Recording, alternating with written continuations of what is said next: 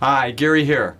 You probably know this lady, Marie Kondo. She came out in 2014 with a book called The Life-Changing Magic of Tidying Up. And now that's spun off to a bunch of different things. And in fact, in 2019, she had a series on Netflix about tidying up. I bring her up because, we now are becoming more and more fatigued with decisions.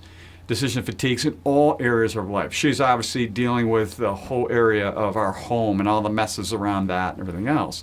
But it's even worse with intangible things. Money, because money, it's tough. It's conceptual and everything else. So let's go to some real basics here about how you might tidy up and get rid of decision fatigue when it comes to money. It's really three categories of money. You have your cash flow, your taxes, and your balance sheet. Start with cash flow. You're out there trying to determine how to live in your cash flow every day. And that is always a difficult thing because stuff comes at us all the time, makes it difficult for us to decide if we're going to spend, save, pay for taxes, or whatever it happens to be. And that requires budgets, it requires a lot of thinking, it looks at short-term and long-term thinking, and where that money's coming from, be it active employment, be it from retirement funds, or whatever it happens to be. So that's the cash flow aspects to it.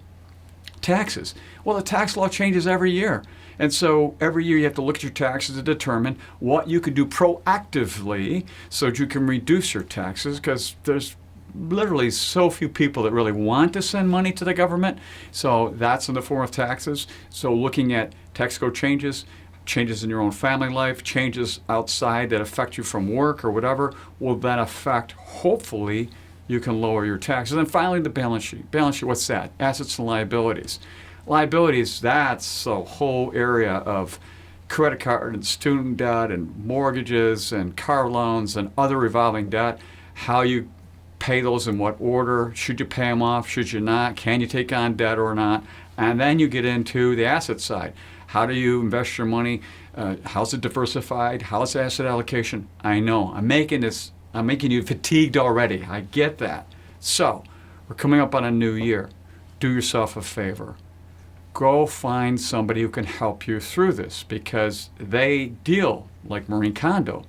We do this with money decision fatigue to help organize all that stuff, because just doing that alone and know where money's slipping through the cracks is really important. It can make it efficient and, as Marie Kondo would say, make you feel much more comfortable and secure and feel like you have control over your stuff. Her case, it's tangible.